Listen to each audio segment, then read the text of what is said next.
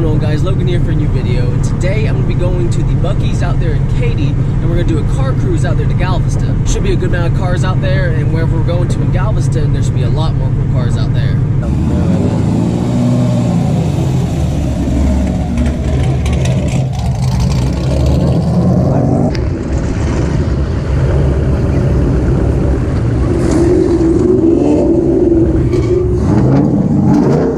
Leaving now. We're going to a Buc-ee's out there in Galveston, and there are just a ton of cool cars here. Mustangs, Camaros, Challengers, Imports, GTRs, all kind of cool cars.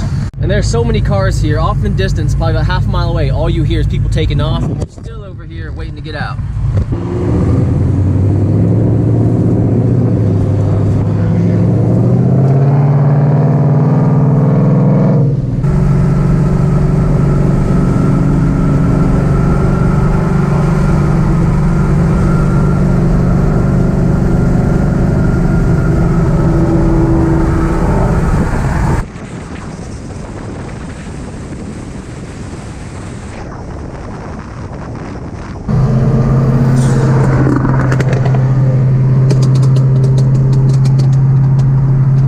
What's going on, guys? I know last time y'all saw me I was actually leaving the Buc-ee's with all the other cars, and we were driving to Galveston for the car meet. Well, about midway there I almost got arrested. The cops were telling me, that pretty much all they're having to do is wait for a call and I'm going to jail. Now how it even built up to that, pretty much, we were just driving to Galveston, everything was going good. We were just driving down I-10 and we were going through Houston, and my friend Wesley, he actually got rear-ended in his Challenger RT. Now pretty much the entire time Wesley, he was behind me because I have the location of where we were going, where the car meet was on my phone, and he didn't, so he was just following behind me. So pretty much everything was going great. We're just driving down I-10, going to Galveston, and it comes to a point where we have to veer off to the left to go towards Galveston. We can't keep going straight, and if you keep going straight, you go to Houston pretty much.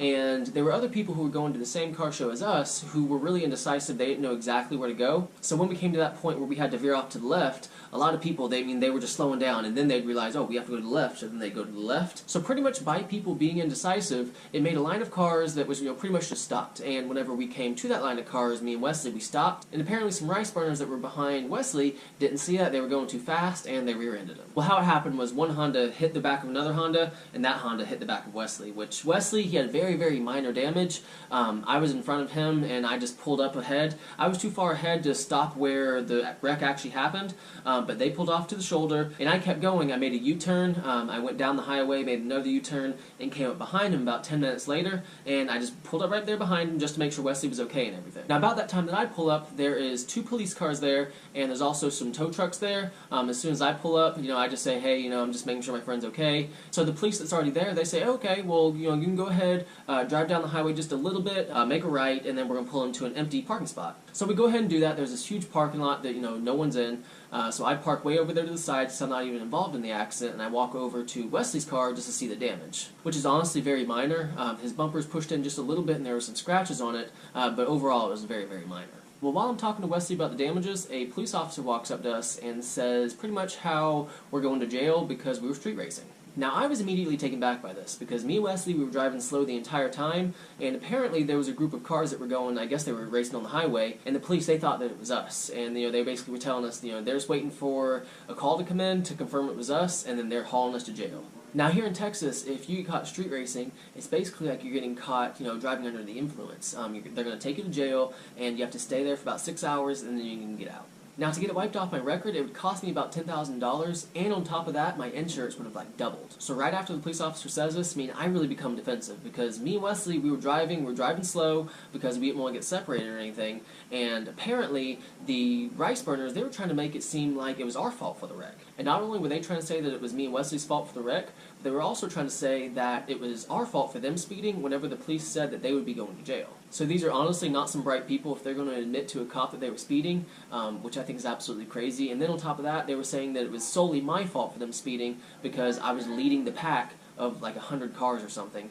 I was leading the pack in that I was making everyone else speed, which is absolutely ridiculous. Well, while we were waiting for the police officer to get a call back from the highway patrol who actually saw some racers, he did see a group of racers, and they were assuming that we were those racers. While we were waiting, me and Wesley and my girlfriend are all freaking out, thinking that we're about to go to jail. Now, there was one police officer in particular who was really trying to get to us. He kept saying, how, we're going to jail definitely. All they're doing is waiting for the call.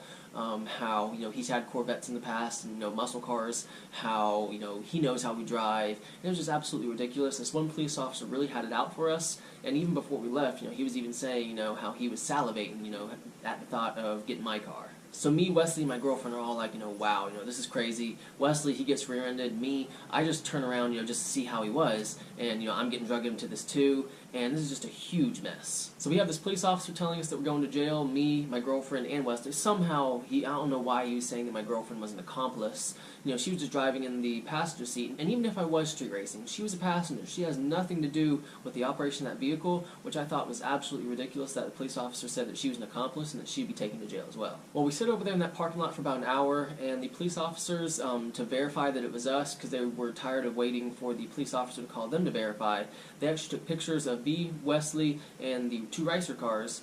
He sent it to them for verification, and the other police officer who saw the actual street racers verified that it wasn't us. Which, one thing that I think is absolutely crazy is that they wouldn't have had to identify my license plates. They would have just had to identify the car. And just during that 30-minute drive, I had to have seen at least 5 or 6 different blue Mustangs, and as far as a black Challenger, I saw countless of them. So the entire hour that we're sitting there waiting, I'm just thinking, yeah, I'm going to jail because, there's all these other people racing on the highway, and, we're just going to be thrown into the mix, them thinking that we were street racing. Well, after about an hour and 15 minutes, they verified that it wasn't us, and they said we could go.